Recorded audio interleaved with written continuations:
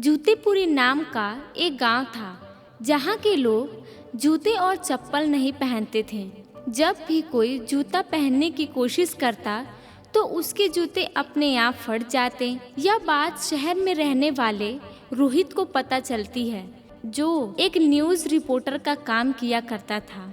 उस न्यूज़ के लिए रोहित जूतेपुरी गांव पहुंच जाता है। आज मैं जान कर रहूंगा कि क्या यह अफवाह सच है या बस एक अफवाह ही है। यहाँ की सारी बातें लिखकर न्यूज चैनल पर जाकर रिपोर्ट तैयार करूंगा। पहले मुझे यहाँ के गांव वालों से बात करनी पड़ेगी। जैसे ही रोहित गांव में कदम रखता है, उसके जूते फट जाते हैं। अरे यह कैसे फट गया? अचानक से उसी वक्त निशांत नाम का एक लड़का उसी रास्ते से पैरों का मलहम लेकर अपने घर जा रहा होता है और वह रोहित से कहता है, इस गांव में जूते और चप्पल कोई नहीं पहन सकता। भैया यह इस गांव का श्राप है। जो कोई भी इस गांव में आता है उसे बिना जूते का ही इस गांव में घूमना पड़ता है। तो मतलब यह अफवाह नहीं, सच है।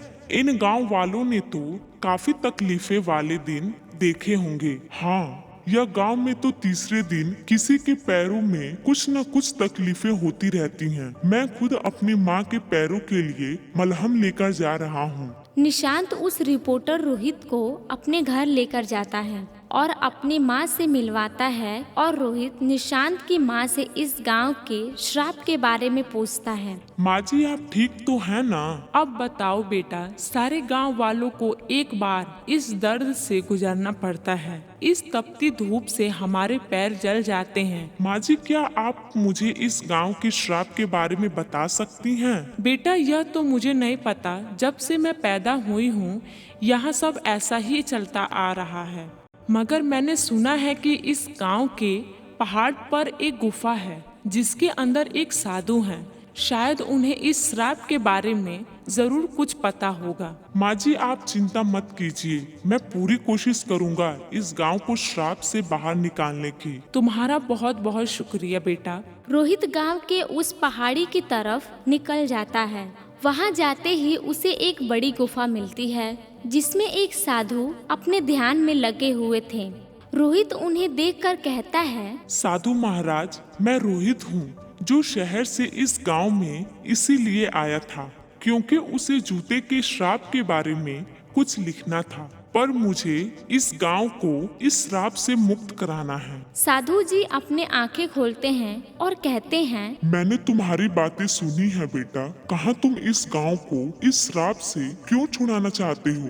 तुम तो सिर्फ यहाँ की बातें लिखने आए थे। नहीं साधु महाराज, आया तो उसी लिए था, मगर जब मैंने निशांत और उसकी माँ से मिला तब मुझे श्राप से जूझ रहे लोगों का दर्द समझ में आया। इसीलिए मैं आपसे श्राप के बारे में जानने के लिए आया हूँ ताकि मैं श्राप को तोड़ सकूं। ठीक है, अगर यह बात है तो इसके पीछे की कहानी मैं तुम्हें बताता हूँ जो फिलहाल इन गांव वालों में से किसी को नहीं पता, मगर तुम इस गांव के बाहर के हो इसलिए यह कहानी तुम जान सकते हो। बहुत पुरानी बात है जब मेरे पूर्वज प्रेमदास जी। सुनिए, कृपा करके आज मुझे अपनी कोठी में रहने के लिए थोड़ी जगह दे दीजिए। मैं अपने साथ कोई वस्तु नहीं रखता, इसी वजह से मैं आपके घर में ज्यादा जगह नहीं लूँगा। नहीं नहीं, मैं आपको अपने घर में नहीं रख सकता, कहीं और जाइए। जी कोई बात नहीं,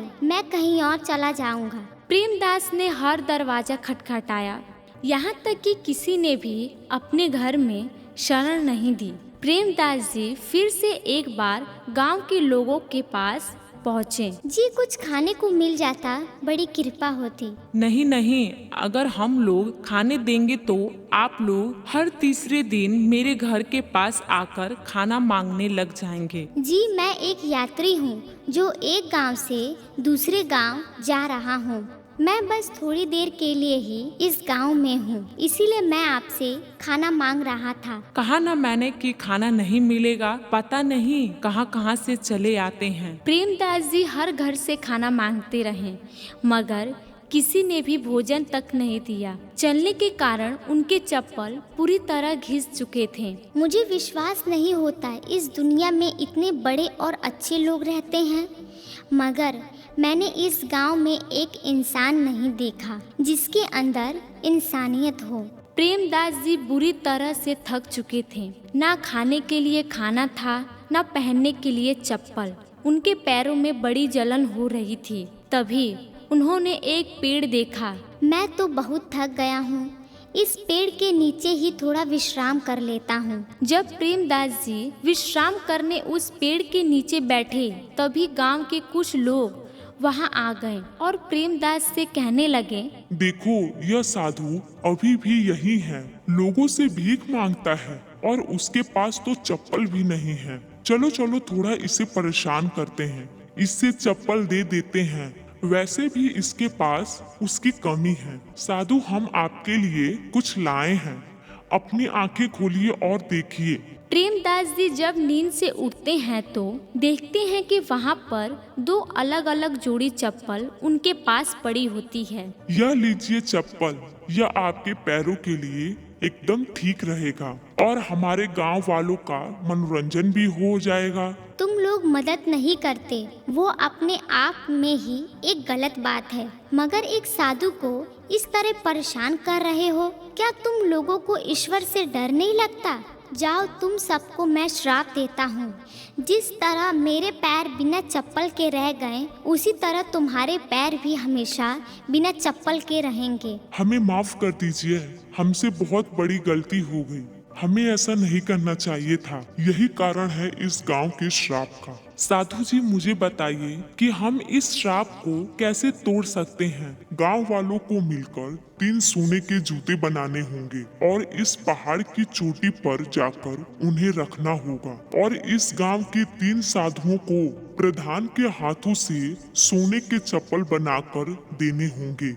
तब जाकर यह श्राप खत्म होगा और इस गांव में फिर जूतों की बारिश होगी। जी मैं अभी जाकर गांव वालों और प्रधान से मिलता हूँ और उन्हें यह बात बताता हूँ। रोहित पहाड़ से नीचे उतरकर प्रधान के घर पहुँचता है। प्रधान जी आपसे मिलकर मुझे बहुत खुशी हुई। शुक्रिया। मैं एक रिपोर्टर हूँ, मुझे गांव के इस जूते के श्राप के बारे में आपसे बात करनी थी। अच्छा, कहिए क्या कहना था। रोहित प्रधान को सारी बात बताता है जो उसने साधु से सुनी थी।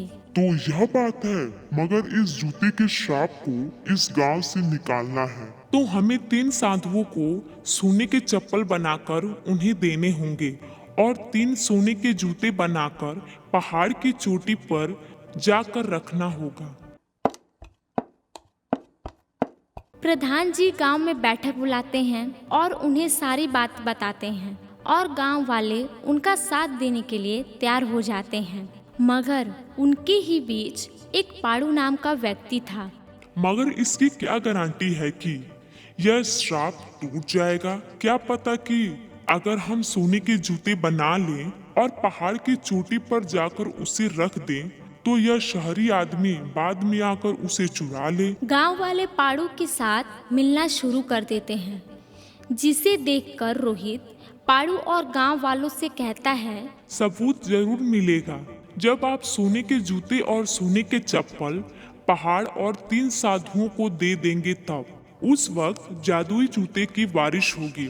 मगर ऐसा नहीं हुआ तो मैं खुद ही सोने की कीमत की भरपाई करूंगा। यह सुनकर सारे गांव वाले उसकी बात मान लेते हैं और 3 सोने के जूते बनाकर पहाड़ की चोटी पर रख देते हैं और 3 सोने के चप्पल बनाकर 3 साधुओं को भी दे देते हैं। और जैसे ही अगली सुबह होती है, पूरे गांव में जूते की बारिश होने लगती है। तुम्हारी बहुत बहुत शुक्रिया रोहित। अगर तुम ना होते तो शायद हमें आज का चमत्कारी दिन देखने को नहीं मिलता और यह श्राप इस गांव से भी नहीं जाता।